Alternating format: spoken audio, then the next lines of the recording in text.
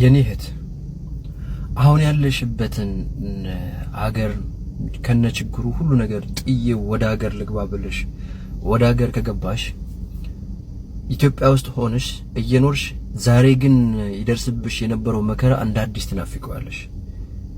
ይሄ አሁን ያለሽበት ሀገር እንደ ሰላማዊ ህይወት አድርገሽ ትቆጥሪያለሽ። ያኔ እንደዛ የምትሆኚው ለምን እንደሆነ ታውቂያለሽ? ዛሬ ላይ ሆነሽ የሰራሽበትን ነገር ለራስሽ ሳታስቀምጪ እያንዳንዱ ነገር ለቤተሰቦችሽ ስትልኪ ኢትዮጵያ ውስጥ ያለው ደግሞ ችግር ቀዳዳ ስለማይደፈን አንቺ ስትገቢ ለራሳችሁ አውሎታል። ምንም ነገር የለሽም የምትንቀሳቀሽበት ነገር። ያኔ እዚህ ያለው ስቃይ እንደ አዲስ ናፍቅሻል። ቤትም ብለሽ ተማምተሽ ወደዚህ ሀገር ትመለሻለሽ። ይሄ እውነታ ነው፣ የብዙዎቹ ህይወት ነው። ዛሬ እህቴ አንቺ እንደዚህ እንዳትሆኚ ለቤተሰቦችሽ የሆነ ነገር ስትልኪ ቤተሰቦችሽ የማያውቁት አንቺ ብቻ የምታወቂው ለራስሽ የምትወረውሪበት ነገር ሊኖርሽ ይገባል።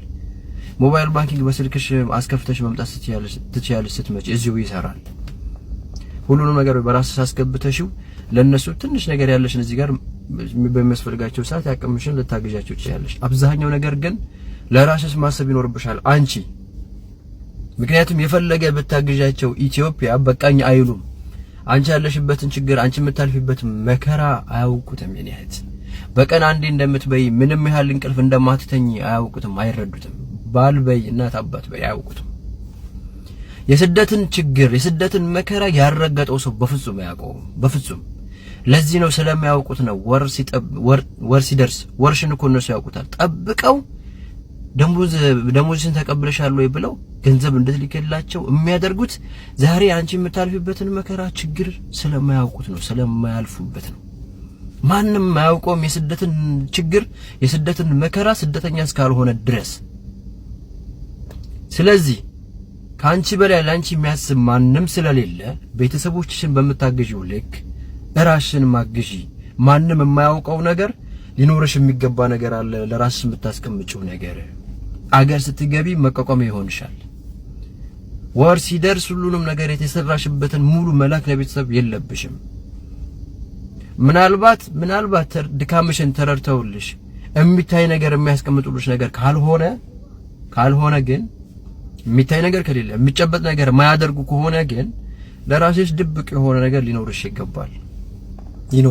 ለምን መሰለሽ አገር ከገባሽ በኋላ ዛሬ እኔ ስላንቺ ቢያንስ የሆነ ነገር ጥሩ ነገር ለማውራት የሞከርኩ ነው። እኔ እንኳን ምንም ልል አልችልም። ዛሬ አንቺ እንኳን የምታየኝ እዚህ ስላለሽ ነው። አገር ከገባሽ በኋላ አትይኝ። የምታይበት ኢንተርኔትም ችግር ስልክም ብዙ ነገር ልታጥቻለሽ፣ መከራ ብዙ ስቃይ ውስጥ ገብቻለሽ። ይህ የብዙዎች እህቶች ህይወት ነው።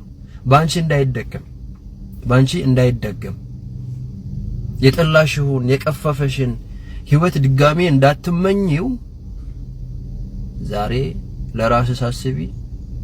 የሆነ ለራስሽ የምታስቀምጪው ጥሪት ነገር ሊኖርሽ ይገባል። የኔ እህት ይችን ነገር እንዳትረሺ።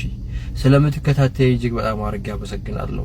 ያስተላለፍኩትን መልእክት ድጋሚ በኮሜንት እየጠየቃችሁኝ ነውና አብዛኞቹን ቪዲዮዎች ወደ ኋላ ብትሄዱ ለጠየቃችሁት ጥያቄ መልስ አለ። እባካችሁ ሌሎቹንም ቪዲዮዎች እዩዋቸው። እጅግ በጣም አድርጌ አመሰግናለሁ። መልካም ጊዜ